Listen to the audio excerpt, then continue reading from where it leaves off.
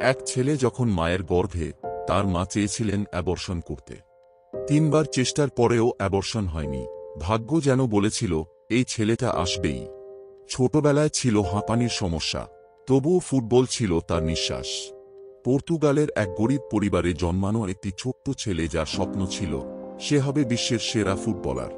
মাত্র 11 বছর বয়সে পরিবার ছেড়ে চলে যায় লিসবনে।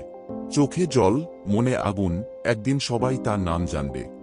নিজেকে ভাঙত প্রতিদিন, পায়ে ওজন, মনে লড়াই। বলতো, সবার থেকে ভালো হতে হলে সবার থেকে বেশি পরিশ্রম করতেই হবে। আর আজ সেই ছেলেটাই বিশ্বের অন্যতম ফুটবলার। 5 বারের ব্যালন ডি'র, শত শত গোল, কোটি মানুষের অনুপ্রেরণা।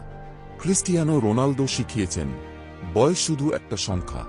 যখন ট্যালেন্ট কাজ না করে, পরিশ্রমে যেতে। স্বপ্ন দেখো, পরিশ্রম করো, তুমিও হতে পারো আগামী দিনের রোনালদো।